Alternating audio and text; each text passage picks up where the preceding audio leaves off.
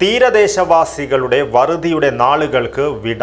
52 ദിവസത്തെ മൺസൂൺ കാല ട്രോളിംഗ് നിരോധനം നീങ്ങിയതോടെ മത്സ്യത്തൊഴിലാളികളും അവരുടെ കുടുംബങ്ങളും അനുബന്ധ മേഖലയും ഏറെ പ്രതീക്ഷയിലാണ്. ചാകര പ്രതീക്ഷിച്ച് അർദ്ധരാത്രി തന്നെ ബോട്ടുകൾ പുറം കടലിലേക്ക് യാത്ര തിരിച്ചു.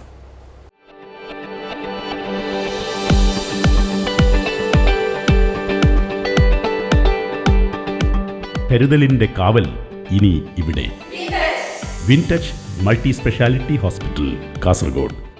ട്രോളിംഗ് നിരോധനം അവസാനിച്ചതോടെ തീരദേശവാസികളുടെ വറുതിയുടെ നാളുകൾക്കാണ് അറുതിയാകുന്നത്.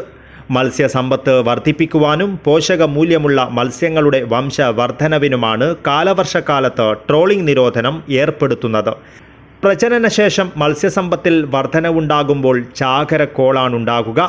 ഈ പ്രതീക്ഷയിൽ 52 ദിന ട്രോളിംഗ് നിരോധനത്തിന് ശേഷം അർദ്ധരാത്രി തന്നെ ബോട്ടുകൾ പുറംകടലിലേക്ക് യാത്ര തിരിച്ചു. മുൻവർഷങ്ങളിൽ മത്സ്യത്തിൻ്റെ ലഭ്യതയിൽ കാര്യമായ കുറവുണ്ടായിരുന്നുവെങ്കിലും ഇത്തവണ ധാരാളം മത്സ്യം കിട്ടുമെന്നാണ് തൊഴിലാളികളുടെ പ്രതീക്ഷ. കാലവർഷം ശക്തമായതും കടൽ നല്ലതുപോലെ ഇളകിക്കിടക്കുന്നതും മത്സ്യത്തൊഴിലാളികളുടെ പ്രതീക്ഷ വർദ്ധിപ്പിക്കുന്നു. കാസർഗോഡ് ജില്ലയിൽ മടക്കര ഹാർബറിൽ നിന്നുമാണ് പ്രധാനമായും മീൻ പിടിക്കുന്ന ബോട്ടുകളും വള്ളങ്ങളും പുലർച്ചെ മുതൽ തന്നെ കടലിലിറങ്ങിയത്.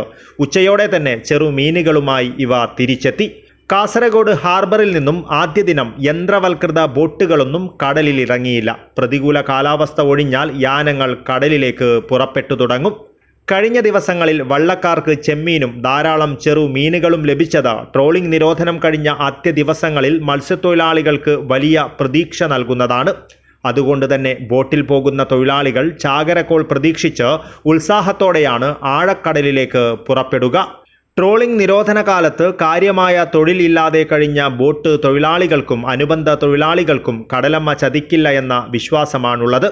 ട്രോളിംഗ് നിരോധന കാലയളവിൽ മത്സ്യബന്ധന ബോട്ടുകൾ കടലിലേക്ക് പോകുന്നത് തടയുവാൻ മുൻകാലങ്ങളിൽ എന്നതുപോലെ മറൈൻ എൻഫോഴ്സ്മെൻറ്റും ഫിഷറീസ് ഉദ്യോഗസ്ഥരും പോലീസും ശക്തമായ കാവൽ ഏർപ്പെടുത്തിയിരുന്നുവെങ്കിലും ആരും തന്നെ ഇത്തവണ നിയമലംഘനത്തിന് മുതിർന്നിരുന്നില്ല.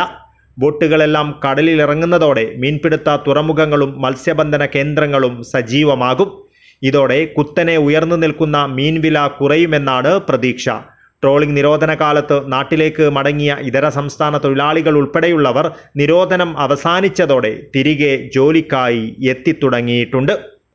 News bureau, Kasaragod.